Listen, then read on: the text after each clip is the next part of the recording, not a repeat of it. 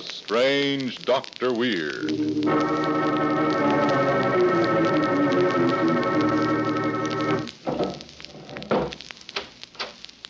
Good evening. Come in, won't you? Why, what's the matter? You seem a bit nervous. Perhaps the cemetery outside this house has upset you. But there are things far worse than cemeteries. For instance, an hypnotic force which drives a person to murder, as in the story I want to tell you tonight. A story I call The Knife of Death.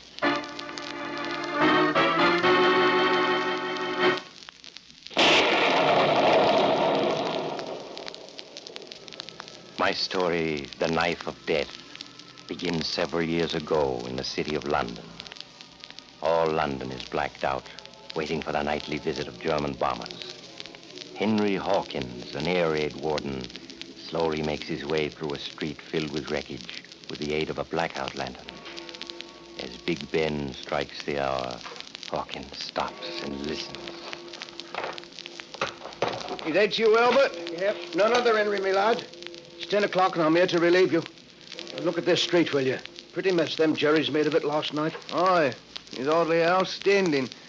Well, I'd best be getting on home, Albert, before the missus begins worrying. I'll walk a bit of the way with you, Henry. Thanks, Albert. Yeah, you mind the wreckage now, Henry? Oh. This lantern ain't much, but without it, we'd break our necks. Half a minute, Albert. Shine your light this way, will you? What's up? I kicked something that was... Here it is. Blimey, it's a knife. Aye. Wait till I clean it up a bit. Henry, look, the handle of that knife. Why, it's blood red. Aye. The handle seems to be carved out of some kind of stone. Looks like ruby to me. Now, does it that? Look at the way it gleams and glitters, Henry. I've never seen anything like it. Nor have I. The handle looks like a pool of blood. And when you hold the lantern close to it, the fire of the stone seems to go right through you. Henry, what's come over you? Come off it, will you? Fire of the stone makes me feel all warm inside and strong. It does, eh? Let me hold it a bit, Henry. No. Now, just a minute, Henry. Half of that knife is mine. I helped you find it, didn't I? Stop reaching for it. It's mine, I tell you. Half of that knife is mine. I got a right to hold it. Now, give it here. Try to take it from me, would you? Well, take this. Henry, don't.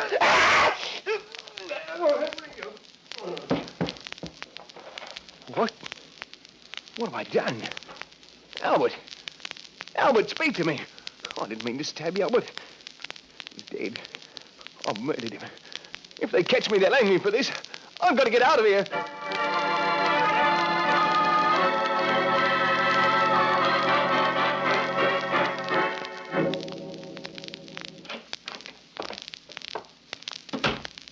Is that you, Henry? Yes. Where have you been? It's 12:30. I stopped at the corner pub. Henry, you've been drinking. Well, what if I have? The man has a few drinks and he acts as though he's murdered someone. Well, I got a right to take a few drinks. Stop shouting, Henry. I'm not deaf. Here, I'll hang up your coat for you. I can hang it up myself. What fell out of... Why, it's a knife. Henry, what are you doing with a knife? I found it. Here, let it alone. It's mine. Why, there's fresh blood all over the blade. Aye. Look, Millie. It's just the color of the ruby handle. Henry, how did blood get on that blade? Glows and glitters like it was alive. It makes me feel all warm inside. Warm and strong. Henry, you frighten me when you talk like that. You'd best give me that knife. No, take it anyway. It's mine. Henry, you're drunk. Now give it here. Give it here, I say. No, I'll give it to you. Like this. Oh! Henry, you stabbed me. What have I done? Millie, speak to me. Oh, I didn't mean to do it, love. It's this knife. It's a cursed knife that made me do it. Oh, Millie, what have I done?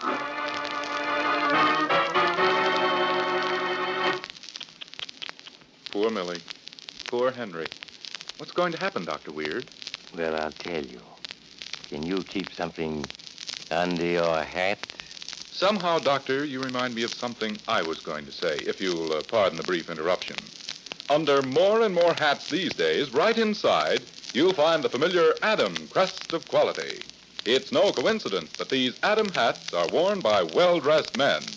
Men who know quality instinctively recognize the genuine superiority of an Adam in the fine fur felt, the expert craftsmanship, and the correct styles. What's more, Adam hats come in a wide choice of styles and colors and shapes.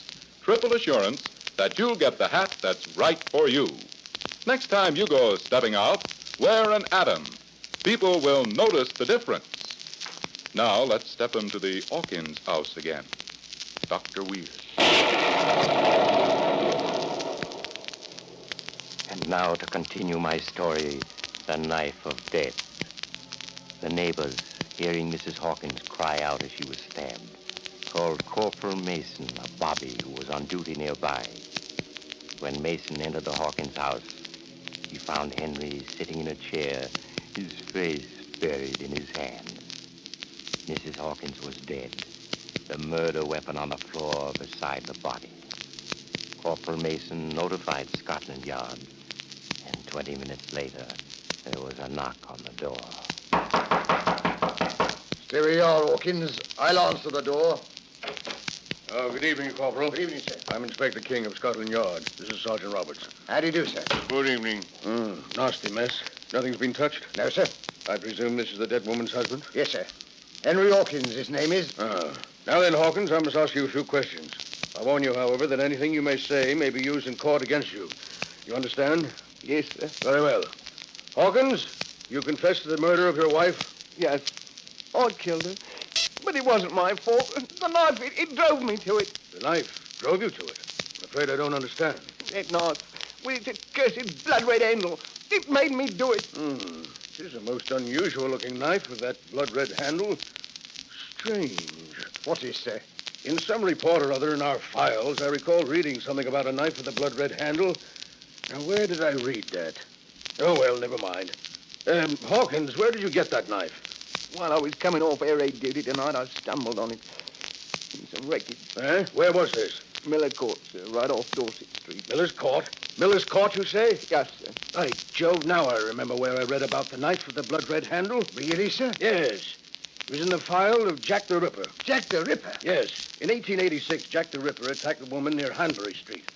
The victim was found dying, but before she died, she muttered a few words about being stabbed by a knife with a handle red as blood. Surely, sir, you don't think there's any connection between Jack the Ripper's knife and that one lying there on the floor? Now, there's more to my story, Mason. Do you remember the name of Jack the Ripper's last victim? Why, yes, it was Marie Kelly. She was murdered in November 1888. Quite right, Corporal. Do you remember where her body was found?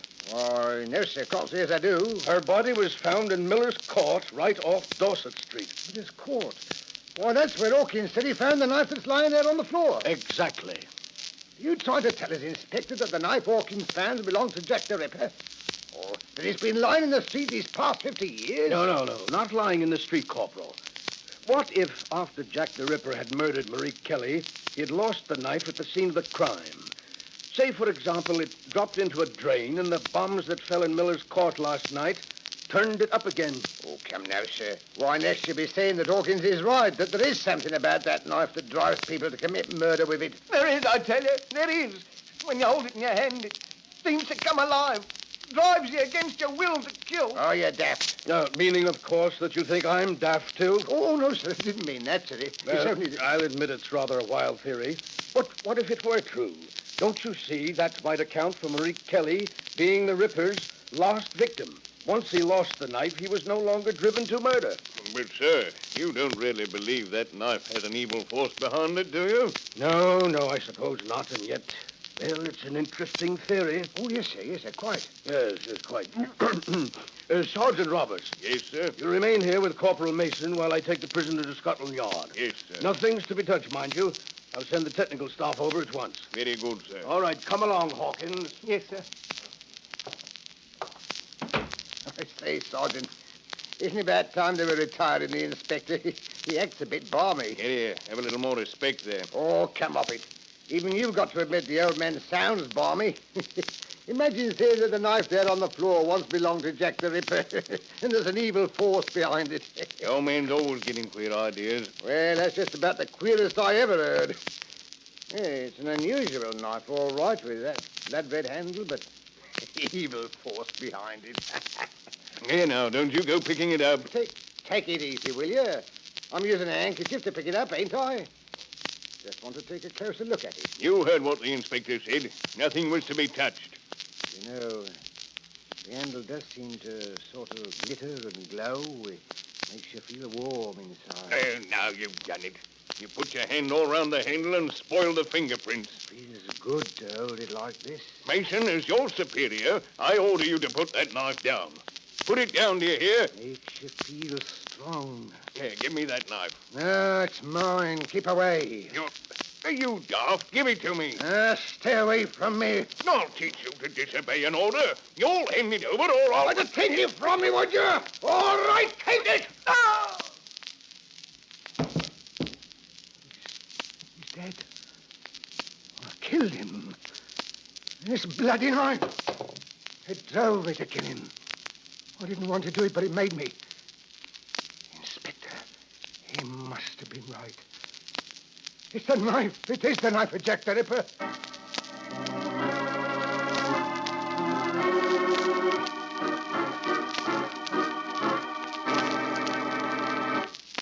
Too bad about poor Mason, wasn't it?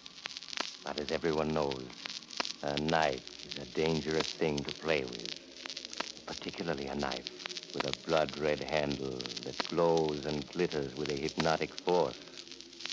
What happened to it? It's under lock and key at Scotland Yard. And strangely enough, when Henry Hawkins and Corporal Mason were tried for murder, a death weapon wasn't offered in evidence. Inspector King was afraid to have anyone handle it.